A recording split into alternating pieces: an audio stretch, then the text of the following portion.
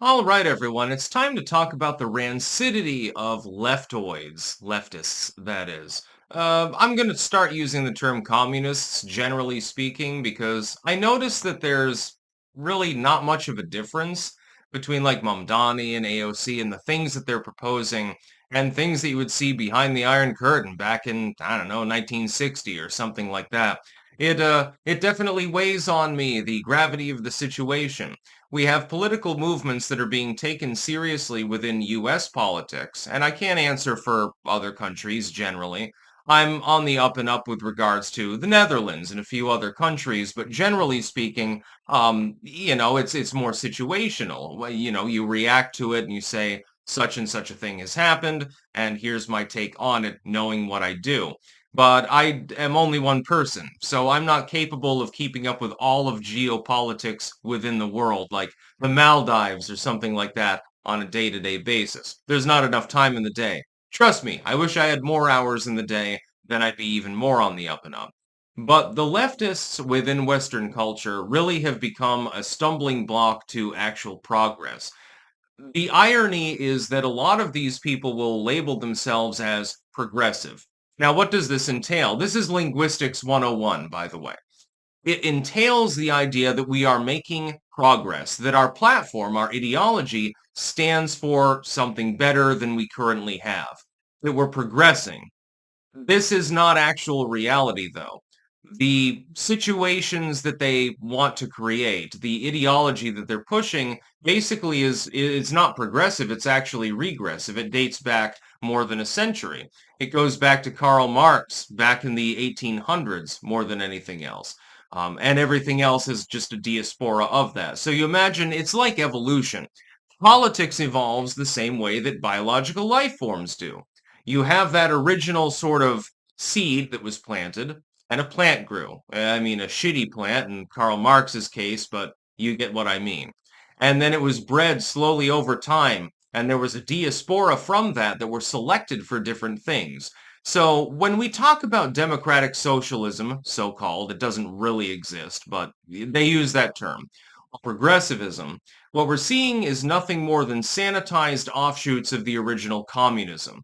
That's literally all that they are. How can we take this ideology, which we've proven can't work because we've tried it a number of times and it always falls apart? How can we make it more sanitary so that we can bamboozle more average people into actually supporting it? That is modern day leftism. It is nothing more than the same communism slash socialism of yesteryear that has been repackaged. Critical race theory, great example. Critical race theory is nothing more than communism, but you take out the economic element and you insert a racial element, effectively. That is, well, yeah, this group of people is disenfranchised. It's clearly because of the color of their skin. That's basically what it teaches. It's being taught in schools. It's being taught in academic curricula in upper education, and it shouldn't be because it's bullshit. But, as far as comparative politics, you should include it in the curriculum for the purposes of ridiculing it, I suppose. Beyond that, though, it shouldn't be taught as some sacrosanct sort of way of living that is progressive. This is progress. It's progress to go back from the 90s ethos that I was raised in, saying, yeah, it doesn't matter what color a person's skin is, it's a person. That was what we were taught. Now all of a sudden we're being taught that their color of skin is literally the only meaningful thing about them. I don't consider this progress. I consider this regress. That's just my personal opinion, I suppose. But leftists have become more and more rancid over time. And a lot of these people don't even really know what they're fighting for. I've noticed this as well. When you have those street interviews and they go up to someone with pink hair and they say, oh, what are you protesting? Well, I'm protesting Trump. Oh, well, why? What exactly is your problem with him? I don't know. He's just evil. They can't even answer the question. This happens over and over again. It doesn't have to do with just Trump. It has to do with pretty much everything. Why don't you like guns? Well, guns kill people. Well, what about self-defense? You can own a gun too. You might be psycho, so maybe you won't pass the background check. But generally speaking, you can go and own a gun too. What's the problem with them? Well, they're scary, basically. Becomes the entire final answer. Leftists, therefore, have fallen into a weird situation where everything that they say is just, it's not progress. It's actually the exact opposite. When I look at the left today, and I say this as someone I voted for Obama in 2008. I considered myself actually for a while there as at least marginally a Democrat, certainly a liberal.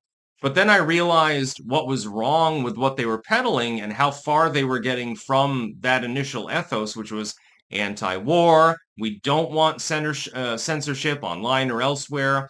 We want privacy, leave us alone. And they weren't gung-ho for big government because the government had let them down.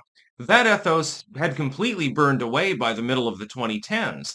Instead, now it was, I don't want people to be able to defend themselves. I don't want people to be able to speak freely because it offends me.